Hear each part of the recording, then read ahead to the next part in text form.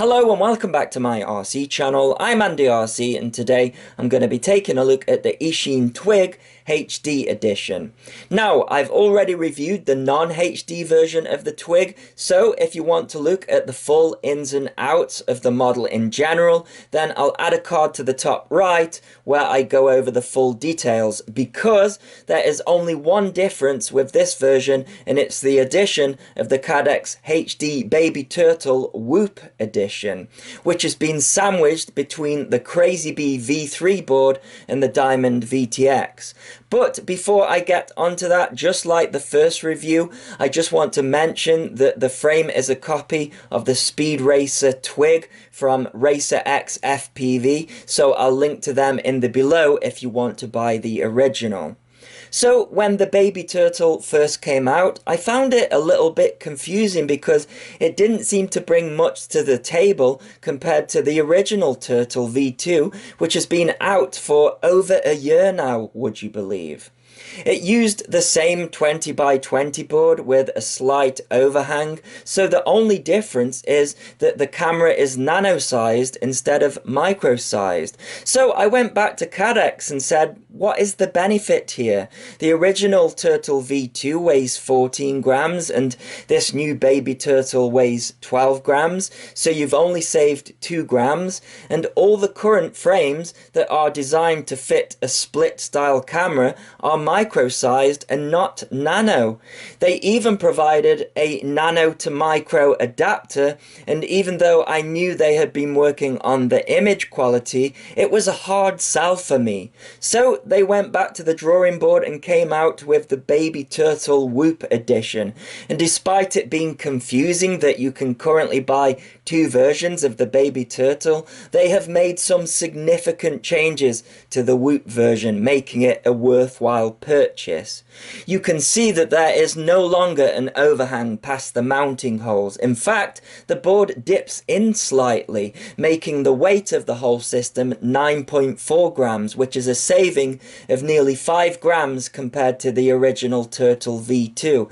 Now, on a 3-inch ultralight like the Twig, 5 grams isn't much of a saving, but on a smaller 40mm Whoop model, the weight is going to matter. You can see that the micro SD card fits flush to the board, but there's no protection to stop it ejecting in a crash. I must say though, I've had a fair few crashes with their Tarsier camera, which also has no protection, and the micro SD card has stayed in place so far. The dry weight of the standard Twig is 61 grams and the HD version is 68 grams, and while that's not a significant weight difference, Eachine have not changed the PIDs, so I'll comment more on that in the flights. As for its implementation on the Twig, I think they almost got it right. As I mentioned in my first review, the canopy is pretty stiff and produced next to no jello with the Runcam Nano 2, but for some reason they've missed the standoff at the front with this version, which does allow some movement. So with the baby turtle being a CMOS camera, this missing standoff could produce some jello, especially with the larger dual blade props, because in general they can create more vibrations compared to a tri-blade of the same size, and this is a powerful model, so that combination sounds like trouble to me. There are a couple of more changes to the board which are difficult to see, but the microphone is now fixed to the board and the plug and play connector is gone. Instead, the wires are soldered directly to the board and you are given the controller to change the settings of the camera. There are a couple of changes in the settings.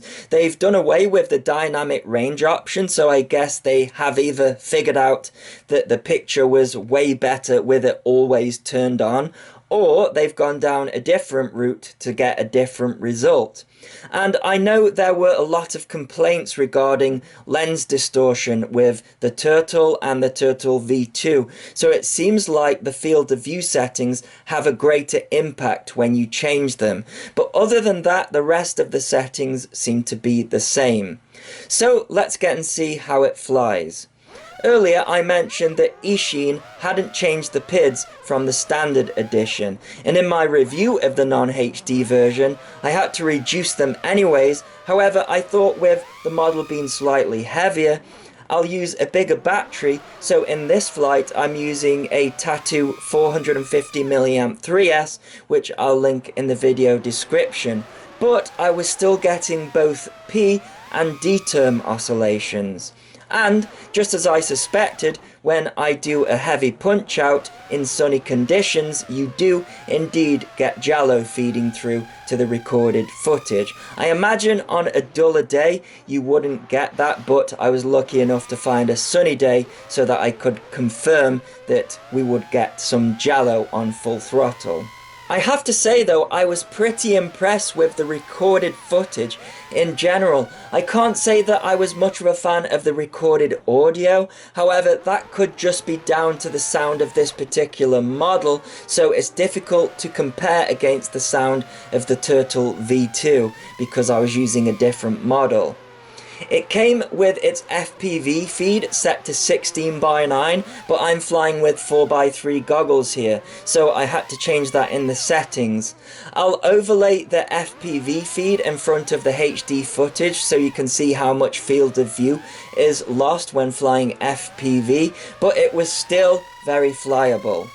A lot of people complain that they would rather not use these all-in-one analog and HD cameras at all because the FPV feed is so bad, but it really depends what you want to get out of an FPV flight.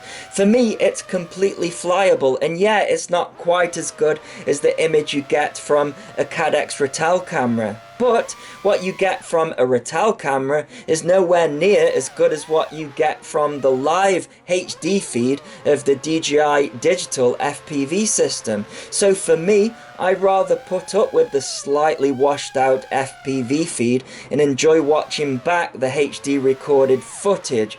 But if your priority is to enjoy flying in the moment, then perhaps these all-in-one cameras aren't for you. But if flying in the moment is the most important thing to you, you might want to try out the full HD system because a Ratel camera is not on that level. As for latency, it feels like they have improved it even more with this camera, so that can only be a good thing when we start seeing these things appear in the winter whoops. I think you could come up with a good tune for this 450mAh 3S LiPo. Any prop wash oscillations was down to the tune and not the frame, and the flight time was pretty decent at 4.5 minutes, and that's with some juice still left in the tank. But I think a larger capacity battery than that would start to cause a weight imbalance, which usually results in prop wash oscillations that can't be tuned out. One thing I did notice is that the control range of the built-in SPI receiver on the Crazy Bee board seemed to be less than the non-HD version. This made me wonder whether the extra current draw from the HD camera was affecting the range somehow. I was struggling to reach 50 meters with this one, and you can usually get at least 80 meters with the built-in SPI receivers. So my advice would be to get an external receiver to make use of the more powerful VTX that they provide in this package. So I reduced the PIDs to the same values of the non-HD version and swapped the battery to a GMB 300mAh 3S LiPo, which I'll also link in the below. I also switched the aspect ratio of the FPV feed to 16:9, so again I will overlay it, but it should be the same field of view as the recorded HD footage. With this model, you get the props in shot. Now, it's my preference to have a wide field of view and the props out of shot, so hopefully we'll see some more freestyle models released using this camera.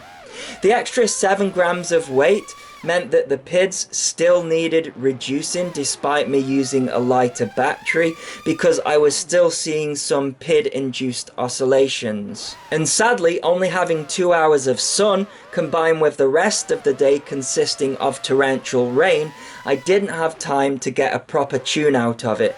But to give you a starting point, both roll and pitch P gains are set to 35 and the D gains are set at 16, and I think the P gain is what's causing the slight oscillation, so my next move would be to reduce the P to around 30 if that didn't do the trick, and I'd consider a P gain of 25, and then if that didn't work, I'd potentially lower the D even more to around 13. But other than that, I think if the camera was implemented into the frame better and those vibrations could be sorted out, then I'd be on board with the baby turtle. I know Runcam also have a nano split camera, so I'll have to see if I can wedge that into this frame, because at the making of this video, frames are sparse for this nano camera and the 20x20 size, but I think the winter whoop craze will sort that out. The flight time was shorter with the 300 mAh 3S LiPo at about 3.5 minutes, but I preferred how it flew due to its all-up weight being lighter at 96 grams against 108 grams with the 450 mAh 3S LiPo. So I'll leave it there, and if you wish to buy one, then there will be a link in the video description as well as any relevant coupons. And as always, thanks so much for watching. Please continue to subscribe. Cheers.